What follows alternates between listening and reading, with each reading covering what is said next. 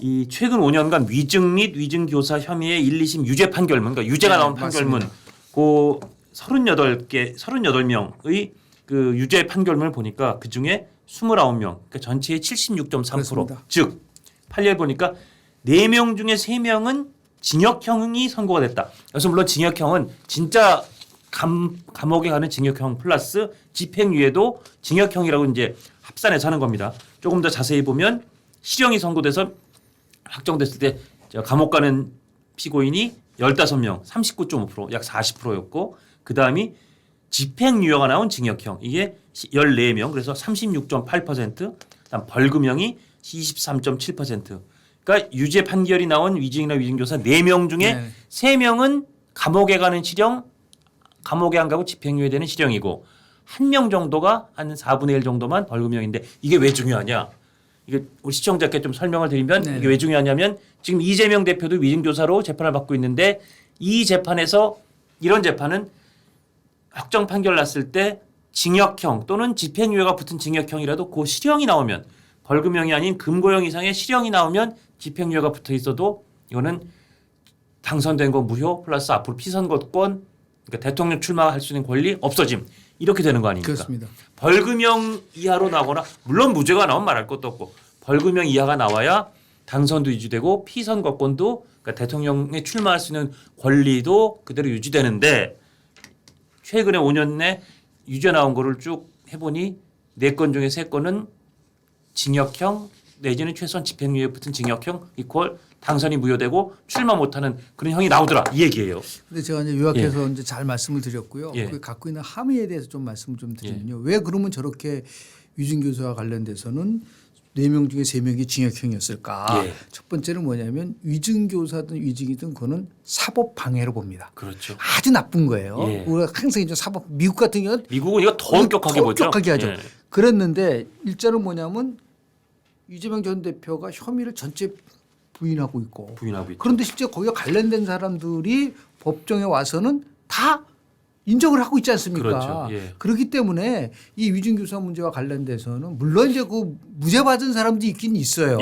없는 건 아니지만 지금까지의 그 쭉 판례를 본다든지 그다음에 내용에서 그 피고인이 처하는 그 태도라든지 그것도 이제 뭐 친인척 관계라든지 뭐 특수한 관계에 있는 사람들 같은 경우는 조금 정상 잠적이 되는 거지만 맞습니다. 이거는 전혀 그렇지 않은 사람들한테 이제 위증교사를 얘기를 하면서 했었기 때문에 아마도 뭐 이제 어떤 판결을 내릴지는 뭐 예단할 수는 없겠으나 여하튼 그래서 제가 1차 변곡점이라고 얘기한다고 한다면 이 1심에서 만약에 아주 굉장히 징역형이라든지 뭐 집행유예라든지 이런 걸 받게 되면은 2심에서 또 바뀔 수 있을 거라는 거는 기대하기 어려울 수도 있으면요. 맞습니다. 당연히 대법원에서는 뭐 바뀌기 어려울 거다라는 그러한 만약에 분위기가 팽배된다고 한다면 민주당도 동요될 수밖에 없는 거고 거기에 이제 대반격 특히 이제 친문 인사 중에서 지난번에 말씀드린 것처럼 김동연 경기도지사라든지 아니면 김부겸 전 총리 이런 분들 또 문제 뭐 김경수 전 의원 같은 경우도 뭐 언제든지 사면 복권될 수 있는 가능성도 있는 거고요. 그렇게 되면 이제 친문이 결식이 되면 지금도 보면은 민주당 171석 하지만은 전부 다 그 친명이 아니에요. 거기 안에 문재인 정부 때 청와대에서 했던 사람을 포함해서 친문도 많이 있거든요. 그렇죠. 심리적으로는 그런 친문 그리고 꼭 이재명 대표를 적극적으로 지지하겠다 그런 마음이 옅은 그런 분들이 꽤 있는데 지금은 그런 얘기 함부로 입 밖에 꺼냈다가 안 하고 있는 거죠. 비명 행사를 당하니까 그런 일을 못 하고 있는 사람들이 꽤 있을 겁니다. 더 나가서 이제 뭐 전 더 징조라고 얘기하는데 이제는 뭐 2028년도가 총선인데 뭐 공천권 눈치 볼 필요 있어? 2027년에 어떻게 될지도 모르는데 그런 부분들이 나올 수가 있어요. 그런 분위기가 그래서 민주당도 이제 특히 이제 서울 민심에서 어떻게 변화될지는 모르겠지만 판결이 굉장히 중요한 1심 판결이 중요한 그런 요인으로 작동될 수밖에 없을 거라고 봅니다. 그러니까 이 위증교사에 대한 그 뉴스온이라는 통신사 기사를 제가 조금만 더 부연을 드리면 왜냐하면 이게 사실은 우리 시청자 구독자 여러분도 갖고 계신 궁금증이 아니 이재명 대표 그렇게 재판이 많은데 언제 어떻게 되고 언제쯤 이게 판결이 나서 뭔가 같은 새로운 판결로 인한 정치 이 분기점이 생기느냐 이게 저도 옛날에 이제 법조 출입하고 그래서 이 네. 내용을 참 재밌게 읽은 게 일단 유죄냐 무죄냐인데 당연히 그렇습니다. 무죄가 나오면 아니 뭐 그냥 뭐 좀 문제 없는 그렇죠. 거죠. 근데 이 사안은 무죄가 나오기 왜 어렵냐?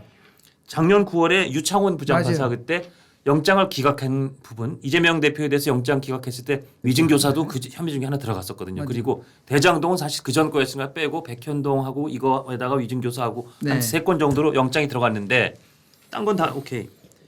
그 영장 기각하면서도 위증교사 혐의에 대해서는 혐의가 소명된다. 네, 소명된다 그래서. 소명된다 그랬거든요. 그러니까 그 이재명 구속영장에 나온 다른 혐의들이 이건 좀 다퉈볼 만한데 이 정도 갖고는 구속해서까지 방어권을 침해하면 네. 안 될 것 같은데라고 네. 판단한 유창원 부장판사도 위증교사 부분은 소명된 것 같다. 상당히 그렇습니다. 소명됐다.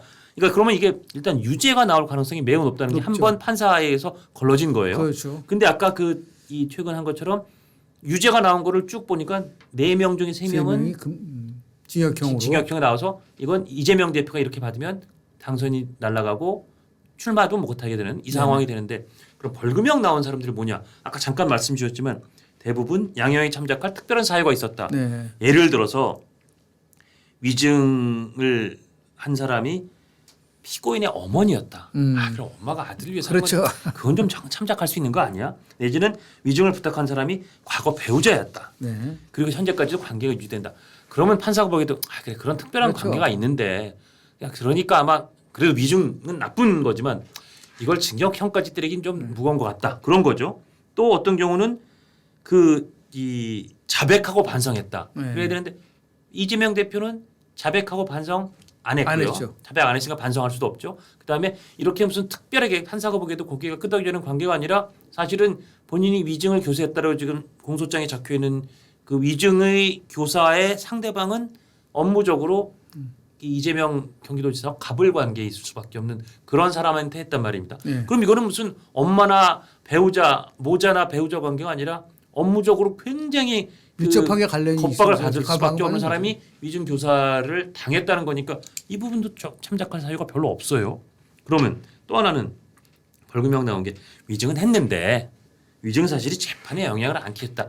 그러면 위증도 나쁜 거지만 위증 교사가 나쁜 거지만 재판에 영향을 안 끼쳤으니 이거는 그렇게 너무 세게 엄하게 벌 안 줘도 되겠다. 내가 이런 사유들이었다는 그렇습니다. 거예요. 근데 이재명 전 대표의 재판에서는 사실은 이 위증 교사로 인해서 그 사람이 나가서 얘기했던 것 때문에 이재명 대표의 당시 재판이 좀 바뀌었거든요. 그렇죠. 그러면 재판에 영향까지 끼쳤으면 그렇죠. 사실은 지금 벌금형이 나왔던 이런저런 사례 맞습니다. 아무 거에도 네. 해당이 안 된단 말이에요. 네네네.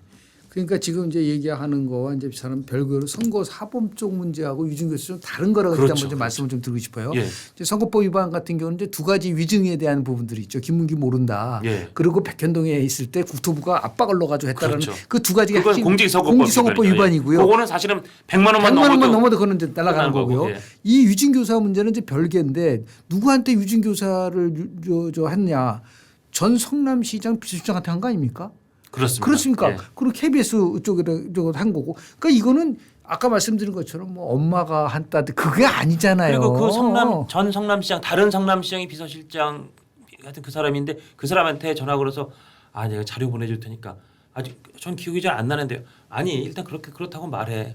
거기 딱 기억이 나지 않는데 네. 다른 사람이 기억에 상반돼서 그 증인으로 나가서 이렇게 좀 얘기해줘. 이게 딱 위증교사래요. 그럴 수 있죠. 이게 딱 위증교사고 그렇습니다. 이게 이 어떤 법조에는 이 공소장에 적힌 사실들 그리고 다 주변에 있는 사람들이 다 맞다고 하는 이 정도의 공소 사실이 인정이 안 되고 인정이 됐는데 징역형이 안 나오면 대한민국 위증교사 재판은 더 이상 정말 없다.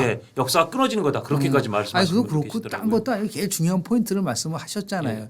영장을 기각을 하면서 그 판사도 담당 판사가 다른 거는 뭐 좀 이해 다툼이 있다고 보지만은 아니 이 위증 교사와 관련된 건 소명된다고 그랬어요. 그러니까요. 그럼 판사가 바보가 아닌 이상 그걸 정확하니까 그걸 얘기하신 거 아니겠어요. 맞습니다. 그러니까 예. 같은 판사들이 그 내용을 보지 않겠습니까? 맞습니다. 나름대로 예. 영장 기각 물론 훨씬 더 훨씬 자세하게 보겠지만 예. 그 참고를 하지 않겠습니까? 예. 상세적으로. 예. 그럼 판사의 판결 내용을 참고를 한다고 한다면 저도 실제로 그때도 되게 의아했었었는데 소명이 되는데 왜 기각을 하지? 이랬었는데 예. 하여튼 뭐 이거는 굉장히 이제 그래서 제가 1차 변곡점이라고 말씀을 드린 맞습니다. 이유가 그래서 더 집요하게 이거는 정치 보복이고 근데 검찰을 비판하지만 판결은요 판사가 내리는 겁니다.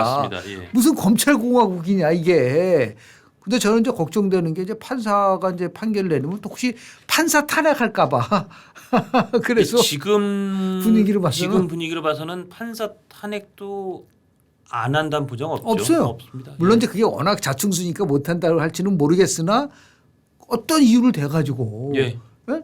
그래서 왜냐하면 공포 분위기를 조성을 하는 거죠. 그렇죠. 예. 그렇지 않으라는 보장이 어디 있습니까? 아니면 최소한 뭐 탄핵을 할 것 같은 그런 분위기를 조성하는 거 플러스 소위 개딸이라고 하는 강성 네네. 지지층들이 그 판사에 대해서 아주 집중적인 어떻게 보면 공격이나 집중적인 비판을 가해서 심리적인 압박을 갖게 할 가능성은 뭐 그러니까 이런 농후하죠. 그 사법적 시스템에 대해서 만약에 정말 이게 유진 교수가 안 나온다면 이제 거의 붕괴 수준까지 가지고 갔다고 한다면 이거는 뭐 단순하게 한 사람의 재판을 넘어서서 예. 헌법의 근간을 무너뜨리는 부분이 되는 것이고 예.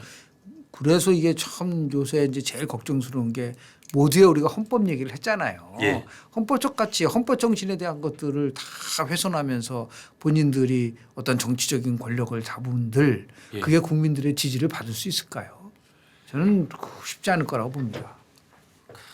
근데 이게 지금 뭐 거의 무슨 달리기 하듯이 누가 먼저 한 사람은 선거라는 그 결승점을 앞당기든 네. 아니면 앞에 놓여 있는 사법 리스크라는 돌을 빨리 치우든 어떻게든 저 결승전에 먼저 가겠다는 거고 그렇습니다. 한쪽에서는 그 가기 전에 이 재판이라는 결과가 나서 이 말도 안 되는 무법 질주는 중단될 것이다라고 이제 주장하고 있는 것이고 근데 마치 이게 무슨 올림픽 달리기도 아니고 말이죠. 이렇게 무도한 질주를 우리가 계속 봐야 되는지 그리고 저걸 보면서도 저러다 누가 이길까 혹시 저 무법 질주가 결승선에 먼저 도착하는 거 아닐까? 왜냐하면 결승선을 앞당길 수도 있잖아. 이런 걱정을 하면서 보고 있다는 게 참 그래서 먹먹합니다 가슴이. 대법원장이 자기가 취임 일성으로 많이 얘기했던 게 사법 지연에 대해서 예. 조치를 취하겠다고 얘기를 했어요. 예. 분명하게. 그러니까 예. 대법원장이 이제 그 부분에 대해서 더 관심을 갖고 예. 누구 편을 들라는 게 아니라 맞습니다. 이런 식으로 해서 뭐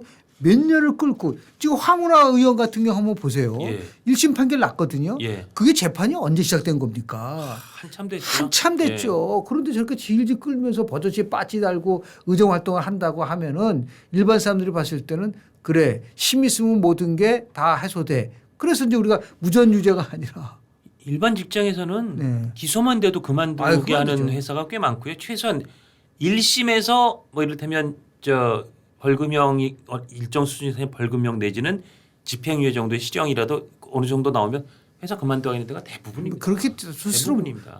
물러나죠. 그럼요. 본인이 예. 그러고 나서 이제 예. 무죄가 돼서 되면 다시 원상으로 돌아올 때는 청구를 해가지고서 그렇죠. 들어오면 그렇죠. 되는 거죠. 예. 근데 그렇게 안 하니까 참 너무 어떻게 보면은 정의고 뭐 상식이고 공정이고 다 이게 이제 무너져 나가고 있는 게 아닌가라는 우려의 목소리가 굉장히 많은 거죠. 아까도 말씀드린 문재인 대통령이 기회는 평등하고 과정은 네. 공정하고 결과는 정의로울 것이다가 완벽하게 거꾸로 이루어진 사회가 지금 점점 반대죠. 되고 그렇죠. 있습니다. 되고 있는 거죠. 예.